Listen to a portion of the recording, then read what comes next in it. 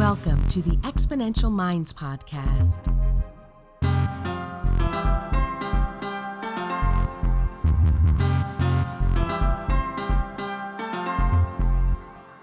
The research, development, launch, and growth of new technologies is creating incredible momentum in the modern world. Join Futurist Nikolas Badminton as he talks with the innovators and the exponential minds that are tackling some of the biggest problems and creating solutions that are propelling humanity to the next level.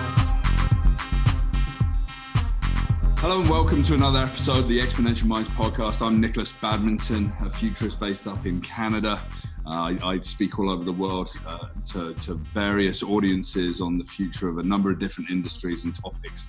And today I'm really excited to speak with Bronwyn Williams, who's a futurist, economist and trend analyst based out of Johannesburg, South Africa. She's also a regular media commentator on future socio-economic trends. And I've been looking forward to this conversation for a while now, Bronwyn, and welcome to the podcast. We've got an illustrious group of people who we've spoken to before this, and I think that adding you to that roster and really getting into some of these conversations is fascinating. I've been following you online. You're very active, through the Twitterverse and really engaging and sharing information, but really getting into some pretty interesting conversations. So can you just give me a background of what you do at Flux Trends and the kinds of subjects that you talk about? Yeah, so at Flux Trends, we look very much at the sort of socio-economic trends, and it's more in the trend space and the future space. I'm associated with two organizations, Flux Trends on the trend side, and then also Future World, which does much more strategic foresight at a much higher level. That's more of sort of the corporate strategic change programs I've been involved with there. But the two sides of my work do tie together very nicely, because obviously you need trends and trajectories to plug into any sort of forecast if you want to make sense of the world. We're right at the beginning of 2020 here, and there's lots of discussions about everything from like climate change to the future of work to, transportation. Obviously let's throw in some artificial intelligence and sensors and big data and analytics and whatever. But you've been talking a lot over the past few years about, transhumanism, which is a favorite subject of ours on the podcast here, and the implications for the future of work and societal equality. How do you look at how we're sort of starting to step into this world of, man and machine and transhumanism and its effects on society? Well, as always, when it comes to technology, I'm quite a tech optimist, but I also tend to be quite a human pessimist. And that's the general problem with any technology. Any sort of new technology or any new developments in human psyche, human society, human technology, all of that, it has dangers as well as benefits. And it all comes down to the people that are wielding these technologies and these new superpowers, which is really what they are, rather than the powers themselves that should be demonized for being bad or being wrong. So I get very uncomfortable with conversations with people who work in the future space and say technology is bad, it should be shut down, technology is not neutral. It really is. It really comes down to who's using it, why they're using it, and is it a good idea to have that sort of technological power concentrated in a few hands? So a lot of the ways that I look at the world, whether I'm looking at technology or whether I'm looking at politics or economics, I like to look at power dynamics and also like to look at incentives. So what are the incentives being set up and what are the potential problems that can come out of that? So by incentives, when we're talking about something like, say, transhumanism, one of the big incentives we look at is something like whether those processes, those technologies, whether they're biological or hardware-based, are legal in certain territories or illegal in certain territories, and what then incentives come about for both individuals and organizations and governments to game those systems and to play around by and through the various rules that we develop. So that's sort of one lens that we can look at these sort of developments through. Another lens that I like to look at transhumanism and the future of work in particular is the lens of equality dynamics. Because as quite a macro futurist, the work I do does tend to be very sort of top down. And one of the very big macro trends at the moment is this whole concept of how inequality is driving social unrest across the world. But to date, the conversation around equality has very much been framed around economic inequality, which is perhaps slightly short-sighted.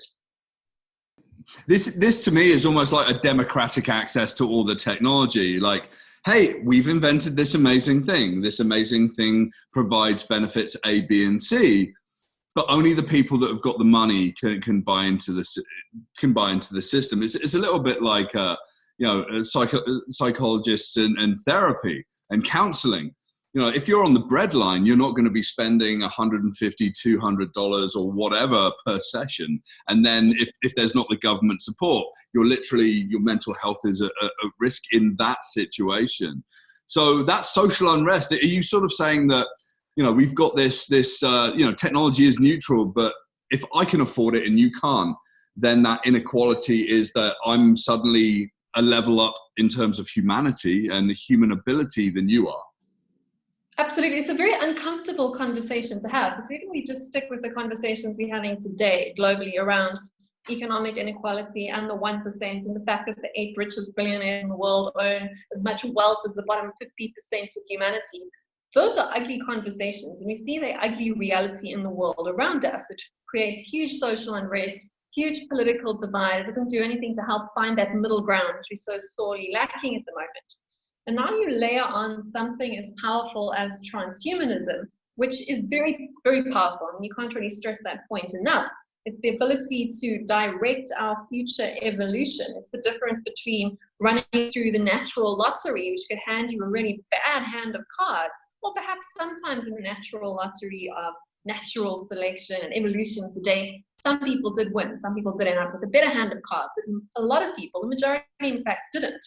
Now you add on something like transhumanism, which is self-directed or government-directed, if you start looking at some of your more sort of totalitarian countries that are sort of driving some of these transhumanist processes.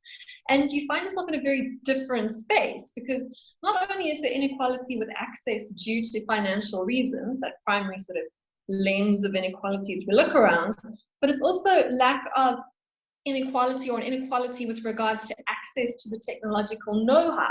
So if you're coming from a poorer country with a worse off education system, you don't know what you don't know. But yet you're still competing with people that have financial and technological access to these treatments that can make you better, faster, stronger, live longer, have superior children, which is also a very uncomfortable way to frame this conversation, but that's what it really is when you start getting a bit further down the line. And layer on to that yet another layer of inequality, and that's the inequality of legal access to these processes. So when you start getting to the whole sort of human embryo editing space of transhumanism, where the really rapid developments and inequalities in actual physiological side of humanity can accelerate very, very fast, countries that ban those processes or legislate them more strongly, and citizens that live in those countries have a inequality compared to countries that are proactively pushing for these sort of technologies to be experimented upon within their populations. And from a longer term perspective, as a futurist, you're trying to look a bit more than sort of 5 minutes ahead. You want to look maybe 50, 500 years down the line. And you can imagine a case where one country legalizes the ability to genetically edit human embryos for superior intelligence, for superior good looks, for superior health and longevity. Another country that's perhaps lagged behind in legalizing those processes. And within a few generations, you're getting sort of exponential change in leaps and bounds in the territories that are investing actively in these technologies and these processes compared to markets that are not, either because of moral reasons that are preventing them from investing in the technologies, or because of physical barriers, things like lack of economic access to those technologies or lack of know-how of how to actually use those technologies to develop their populations. So of course, these inequalities lie at an individual level between richer and poorer within a particular community, but the bigger divide really comes from a national level, when you start seeing certain entire nations putting directed policies and processes into the furthering the superiority of their future race. And as I said, that's a very uncomfortable conversation, because we start getting into the territory of Nazi eugenics and all those things that we sort of said we weren't going to do, that civilized society said we're not going to touch that. We're not going to try and engineer humanity to get rid of certain disabilities, like say deafness or shortness. These are all things that we could start to sort of tailor out of certain population groups. if we decide to pursue those policies. And the other issue that comes with that is it's not just an individual choice, it's also a community choice. Even if just one community decides to push ahead with the extremes of the transhumanist project, the rest of the world is playing that same game, even if they're trying not to. It's a case of once the genie's out of this particular bottle, you simply can't put it back. Yeah, it's really interesting. And I'm not sure if you were watching what was happening in Davos, but I was watching Yuval Noah Harari, obviously a great thinker, yes, author of Sapiens and a number of other books. Pretty intense reading and subject matter, but he was sort of talking about, you know, we're in a world where, you know, there's biological control, you know, computer science, you know, data collection, exploitation, and that leads us to a level of exposure as humans. But really, you know, biology, computer systems, and data, that's sort of that's the foundation of transhumanism in a way. And it makes me think, when I look to China and the social credit system, it seems to be, it's not directly devices per se, but they're devices on the streets that might be facial recognition and controlling behavior, and suddenly credit scores, and that behavioral modification gets really interesting. But what Yuval Noah Harari was talking about was, what if you're in a dictatorship like North Korea, and what if everyone was to wear a wristwatch or a wristband, or even have like some kind of powered chip that collects information and monitors who you are in some future. And suddenly you have the leader on the screen, and you might be standing up and applauding and trying to play the system, as it were, as a loyal follower of the leader. But your heartbeat, your blood pressure, a number of different things are betraying your emotions, and suddenly you end up in a gulag the next day, right? So it's interesting where we talk about this in terms of, you know, democratic access doesn't actually mean true democracy anyway, because suddenly the business model, platform, tech know-how, but like the governmental application of the technology can change everything, right? Absolutely. It all comes down to those power dynamics. Who's in control of the systems? Who gets to limit access? Is it being limited because of financial reasons, which is why we have a lack of access to a lot of good things in life today? Was it lack of access for other reasons? Is it lack of access, say, because of patents? I mean, what could happen with a lot of these transhumanist technologies that could be very beneficial? Because we mustn't just talk only about the scaremongering side of it. Like Yuval Harari does tend to err on the side of pessimism, I would say, in this particular space. Like Douglas Rushkoff was obviously guilty of that too. On the other side of the coin, you've got great thinkers like David Pearce, who talk about how we should be using these technologies to make people as happy and healthy as possible, and we shouldn't be limiting that. My question would be, it comes back to the basic thing that all futurists grapple with. The future is already here for a lot of us, but it's not equally distributed. Yeah. And the danger of these technologies in particular is how fast that gap between the haves and have-nots can grow. So economic inequality grows fast enough, but it only grows as fast as really the economy grows, or as fast as our governments print money and put more money into the system to make rich people richer and poorer. You know, like that's the sort of the way it works. But with these sort of technologies, you can have that divide happening to such an extent that you actually can't keep up. Now, I know in terms of transhumanism and the cognitive development space, we're still quite new to that technology, but we already know those first CRISPR kids that were born last year have indications that their intellect was increased. So if you sort of extrapolate that trend a few generations down the line, if those genetically intelligently enhanced twins have then also the opportunity to genetically intelligently enhance their offspring, then a couple of generations, their offspring is so much smarter than someone who hasn't had access to that. You suddenly have this awful situation where for the first time in history, differences between nations or races, even if you want to put more of a finer point on this, become real. So at the moment, when we talk about serious things like racism is a fallacy. We all are the same. We have the same intellectual ability, the same physical abilities. All that differs really is the color of our skin and where we grew up. So it's contextual, and it's not actually intellectual differences between different races and population groups. But when population groups specifically start engineering superior traits into their future generations, suddenly you have a different sort of racism that can come about that could completely destabilize the human race. And that's why equality of access to these processes, not just among first world rich nations, not excluding third world poorer nations, is imperative today. Not within 3 years' time, not within 30 years' time. In 30 years' time, it's too late. The gap becomes so wide, it becomes almost insurmountable. And that's where Yuval Harari is probably right when he starts talking about things like the bifurcation of the human race, the difference between naturally selected human beings accelerating away from those intelligently designed human beings. And I'm talking here particularly around the sort of genetic editing side of transhumanism, but of course you can layer in things like cyborg attachments to that too, because obviously if you can enhance your intellectual capabilities in hardware and you do that, you give yourself an advantage over people that can't. And that for me is probably the biggest issue, that it's not an easy thing to talk about. It's not a comfortable conversation to have, not in a world where inequality and racism already here, and we're trying to eradicate them by saying that the only thing that differs between people really is access to opportunity. But when there are literal differences engineered into certain groups deliberately by certain political leaders for making choices to engineer a superior race, suddenly you can start to think, as someone that, like myself, looks back at history and forward to the future too. Imagine if someone like Hitler had had access to this technology when he was going about his processes. And that's the sort of thing we need to mitigate against. And the only way to do that is by distributing the information and technology around this space as broadly as possible, as quickly as possible. And it's not something we can afford to fall back on or to sit out even for 1 or 2 rounds.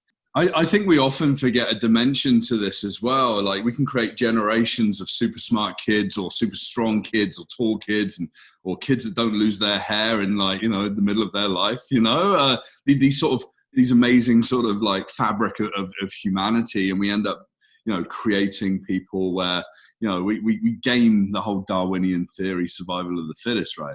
But the psychological aspect of this is incredibly important. I mean, we can have these, and I've done a lot of work personally, you know, in terms of using neuro-linguistic processing and ways to adjust the mind based on previous experience, trauma, epigenetic memory from my parents and their parents. I mean, my parents were born just at the end of the Second World War, so their first 5-6 years was in a society based on rations. So they've got a particular mindset based on scarcity and money. And their parents had been through the First World War, which had got a level of trauma as well. So there's almost a part of we're missing, because we're talking about business models and platforms, technology, democratic access, but we're not talking about democratic access to psychological health in the situation as well, right? Yes, that resilience, that's a very, very good point. And even in terms of epigenetics, we talk about things like trauma, lack of access to food, even a few years, leaving in a genetic imprint that can carry through to your descendants in terms of sort of biological health and all the rest of it. So absolutely, that mental resilience space falls in here so much. And that's also probably another concern when it comes to intelligent design of the human race. The other question is, what are we actually optimizing for? Are we going to optimize for good looks, which would be very superficial, but actually very beneficial? If you read the studies, you know, being good looking is probably one of the biggest benefits you can get if you want to get ahead in life. So it's quite an easy way to give your offspring and a head up if you marry someone good looking, have good looking children, gently engineer them as much as possible to be tall, beautiful, etc. But are we optimizing them? Are we choosing to optimize the wrong things? Why do we not then optimize for happiness or optimize for mental resilience? Right. And I think, given the choice, a lot of people would go for the easy win, you know, like you can be pretty sure your kid's going to have a decent life if they're good looking and intelligent and strong, you know, so you sort of think about those things first. And that would be a mistake, absolutely, if we're not using all the tools we have available to improve the things that matter most, which at the end of the day is happiness. So that comes back to David Pearce's philosophy about how we should be maximizing for happiness. And that includes, of course, mental resilience, and includes just a general appreciation for life as a whole. And that can bring you into a much more richer conversation, but also means you have more voices at the table. Because if people are making these sort of optimization decisions about their own bodies and their offspring's bodies on their own, you're probably going to make choices that won't necessarily reflect, say, group values. And there's always that balance between individual and the collective. But I think the more conversations we have around this, the more people start engaging with these ideas, the more we can start to turn this from something being very scary about a future sort of societal breakdown because of inequality to a much more constructive conversation to say, hey guys, where are we going? Yeah, what are we not going to do? What are we going to do? And what should we be doing? Not just what can we do, what should we do? We're almost we're kind of at that stage of what I think is like roulette transhumanism, right? We haven't done a lot of CRISPR in humans, for example, or even in the animal kingdom. You know, we've kind of done a lot in plants, and that's where CRISPR-Cas9 sort of sprung up from in like the late 80s. And then, you know, these technologies where we tend to be in a massive social experiment where suddenly, you know, McLuhan said, like, you know, we create the tools and then the tools become us in a way, right? And we can see that with social and networks and you know, the art of being a human in the modern world is this face of being beautiful and amazing, and, you know, YouTubers and Instagram influencers or TikTok sort of superstars, right? And suddenly underneath there's fragility and there's humanity, and it's almost like we need governments to have ministers that are truly focused on the resiliency of the humanity that lives within their borders, right? And to try and that. What I want to do at this stage of the conversation is like, I love this conversation, transhumanism and equality and access and platform, but obviously the benefit of this conversation we're having is that you're based down in Johannesburg in South Africa. Africa is often lauded as that continent that's like, I think it's one of the most exciting places that you can be. I spent some time in Morocco last year. I haven't been to other parts of Africa yet, but I will make it there. But if you look to, you know, the growth of the continent, it's going to be incredible. I mean, they're saying by 2100, Lagos, Nigeria will be like 88 million people. That's a sea of humanity.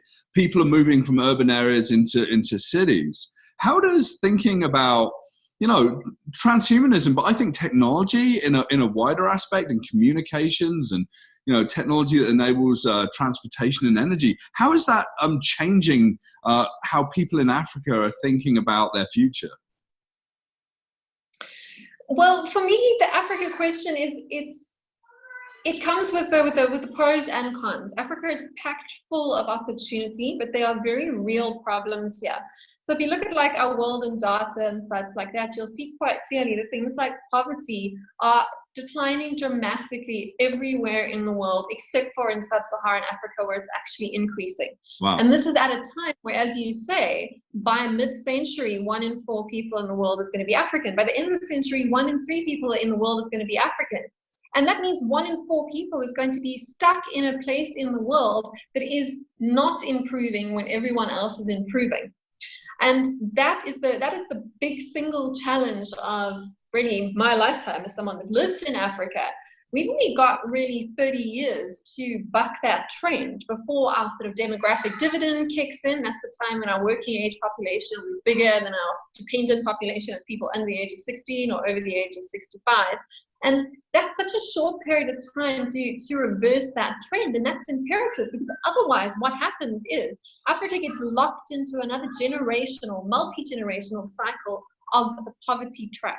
Because if your working age population isn't working, there's really not much you can do to dig yourself out of that hole. That is required in order to build your economy, to build hospitals, to build schools, to get access to technology and everything else that goes with it. And a lot of this is not Africa's fault. Yes, there are problems with leaders across the continent that are not doing a particularly good or ethical job, that might even just be flat out criminals. But then again, what's so different from some places across the world? But a lot of the issue is that Africa's found itself in an unlucky time, because Africa's demographic dividend is kicking in at a time when globalization is reversing. And you compare that to some place like India and China, who were lucky enough to have their demographic dividend window of opportunity kick in at a time when globalization was on the up. they both came into that genetic population sort of lottery, that awesome time where you've got this large working population at a time when the global economy was booming post the 2 world wars. And that's really unfortunate. And Africa's not responsible for that sort of glitch in history, or just like the luck of the draw with the overall timeline of humanity. But when it comes to things like technology, and it comes to things like being future focused, it becomes almost an impossible burden for African leaders who are having to deal with immediate crises of things like not having access to healthy, crises of abject poverty, which is actually increasing in the region, and dealing with things like conflicts and protests. In South Africa, we have a protest almost every day. And by protest, we don't mean people walking through the street with signs. We mean like violent riots. These are immediate crises that have to be dealt with. And when you're dealing with immediate crises, you don't have the luxury of planning ahead, although planning ahead and using foresight and looking to the far future is always the most important. When your urgent issues are too urgent and pressing, you don't have that luxury to plan ahead. So what we really require in Africa at the moment for technology to actually be able to help us to leapfrog more into the future, to use technology to not make the same slow steps and the mistakes that the developed world has made in order to get to a post-industrialized society and into the knowledge economy. We can learn from those mistakes. We can only do that if we've got leadership that is putting the right structures in place to encourage that technological development, rather than perhaps putting their hands into the cookie jars and perhaps taking what should be rather invested into the future. And that's really the big challenge, the big problem with Africa. I don't have answers for all of this at the moment, but there are starting to be encouraging signs. You've got these tech hubs that are developing in Cape Town, the Silicon Cape as they call it, and in the Silicon Savannah up in Kenya. I've been up there a few times in the last few months, and there are exciting things that are happening. But there's also very big challenges, and this whole idea that Africa must just pull itself up by its bootstraps and just adopt technology and run off with it. You have to lay a whole lot of groundwork first. And that brings me to the other challenge, because the challenge for Africa to start using technology in a way that actually reverses that poverty trend means that you have to have ubiquitous access to cheap internet. So in South Africa, where I live, our data costs are very, very high. This obviously limits the potential good impact that technology could have from an educational perspective, because if you've got access to the internet, you've got access to free education, some of the best lectures in the world. You can listen to the Benman lectures at home on your couch if you've got access to cheap data. If you're able to actually log on to that internet, you're also able to start creating businesses that can drive yourself and your family out of poverty. But in order to do that, as I said, you have to have that access to cheap internet. So then comes the next double-edged sword, because the sort of people that are offering people free access or cheap access to data and to the internet are generally international companies that are then monetizing African data to sell products to Africans and then extract more money out of the continent. Right. So that becomes the next challenge. So if a company like a Google or a Tencent or an Alibaba comes in and puts the 5G network in, that's great, everyone's got access to the internet. That cash is then still leaving the continent. And that whole issue of cash leaving the continent and not staying in the continent is something that a lot of economists that I deal with are grappling with. We have to find a way to retain capital investment within Africa, because Africa has been pillaged since the earliest days of colonization. People came and took the mineral wealth out of the country. Now you're finding migration trends, so people will come and take the best and brightest Africans and put them into places like America and Europe, and that's fantastic for the few, but it means that the majority is still left behind with even less chance of getting out of that cycle. So what I'd like to really see more of in Africa is more investment in Africa that's going to stay in Africa, not investment that's going to stay in Africa until it turns into a unicorn and a Silicon Valley VC sort of extracts that cash off continent. And there are people working on this. There's some very exciting people down in Cape Town are working on alternative financing models to get startups in the tech space invested in without having to lock them into debt to international creditors, for example. So those are just some of the sort of bigger pictures that we're looking at here. It's absolutely fascinating. Every time I've worked with Africans, the intellect, drive, and passion is equal to anyone else in the world. In fact, some of the most crazy smart people I know in the world are, a Nigerian Ghanaian or Kenyan, and like I work with a bunch, and it's incredible. And and they're building capability at home in Africa and in North America and in the UK when I was living there as well. And I think that it's really interesting as we watch Africa. I mean, was it the median age in Africa is about 18 years old, they're saying right now. So we've got... under working is quite young. I think it's more like 16, 17, but definitely under 20. So we've got like a youth bulge, but like a pre-working age youth bulge, like a lot of teenagers. Right. So if we get education right, if we can really bring them up to speed, like in terms of where they are, and Africa can be part of that, idea of the global superpowers, and instead of being splintered, coming together. And I know that there's lots of nominal organizations that bring African countries together and whatever, but as you say, that there's challenges and conflicts. But okay, so where would you like to see Africa in the year 2100? What do you think this like a positive Africa would look like in that situation? I would like to see an Africa built for Africans and by Africans. So by this, I mean that a lot of, I say probably too many companies that come to Africa to make their fortune and send it back home, as I said, or Africans that have the idea of cashing out, getting rich for themselves and cashing out. Now, that's not, of course, everyone wants to do that, but that's also the story that we're being told a lot when you go to sort of like VC meetings or involved in the startup scene. Everyone's trying to tell you how do you sort of financialize yourself so that you can also win that sort of startup jackpot. And I think that's the conversation that needs to shift to say, how do we stop building, or why are we focusing on building the next African unicorn? Why are we not focusing on building the next African, say, Coca-Cola, a legacy business? Maybe Coke's not the best example because of all the sugar they put in their drinks, etc. But how do we build the infrastructure and keep the assets on the continent? So we speak quite a lot of here in South Africa about this idea of African industrialists. And the term has been bandied about quite a bit. But it's a powerful idea. The idea that we should be investing in our own infrastructure and finding ways to build our own economy using our own people. Because people are the world's primary resource at the end of the day. I mean, this is why we all here. This is why we all in business. This is why we all enjoy life. It's with each other. We are social animals. That's what humans are. So how do we build an Africa sustainable economy? And that's going to require richer countries like my own South African country being more generous and more sharing with the countries that are perhaps less developed. Because that is a crying shame in South Africa. There's a lot of xenophobia in the country that I'm in. We're not necessarily very welcoming of immigrants or doing trade with our neighboring countries, which is an absolute tragedy. And how do we sort of break out of that vicious cycle and start investing in industries that we can trade among ourselves? So what we need to really build here in Africa is an African knowledge economy, but a knowledge economy for Africans, not a knowledge economy as a service provided to European or American or Canadian or Australian multinationals.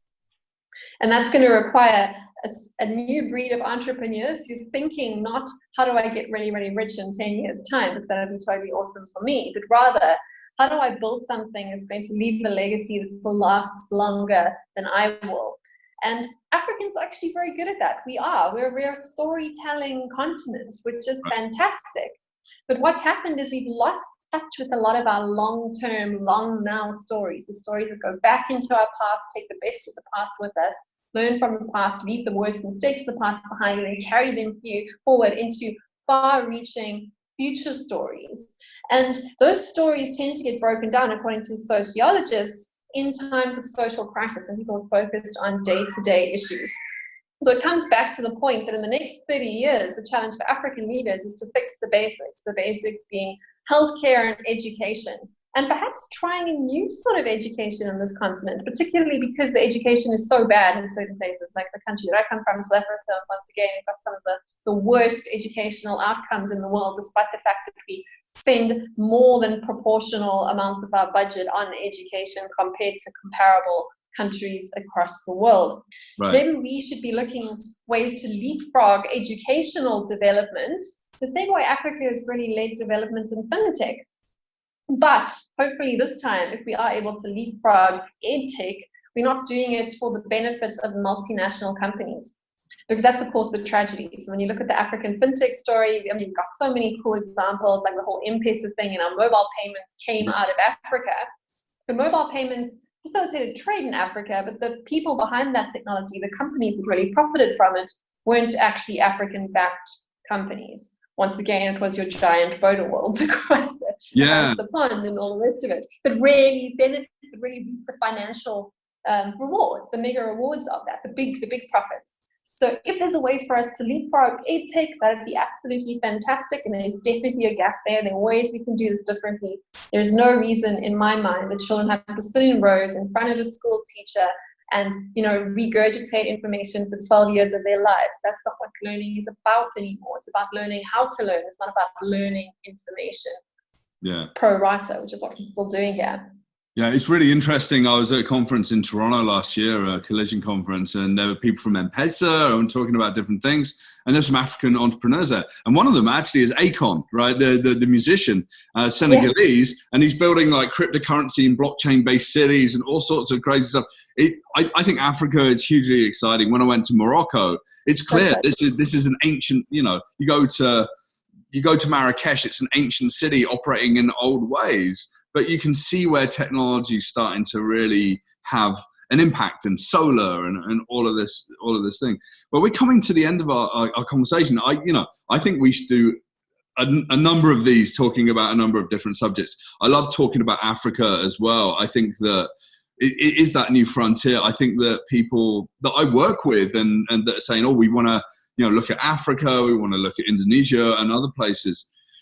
You have to be part of the country. You have to be the country in a way. You can't just suddenly suck that money or that goodness or the best talent into a different part of the world where your headquarters are, because that's not really doing the job that's needed. And you can say that about any country around the world. You just like build these these hub and spoke initiatives where you've got empowerment around the world rather than centralization, which is like the Silicon Valley business model as well, right? And I guess you're going to see that potentially in different parts of Africa, sucking talent out of different countries and whatever. But this long view, this ability to build a knowledge economy, this generosity can really be pushed forward by great thinkers like yourself, the governmental leaders, organizations like the United Nations, basically really forcing people to come together and think. And I think that it's a hugely interesting world. Transhumanism and equality, the future of Africa, and that long view. I think that this has been a fantastic conversation.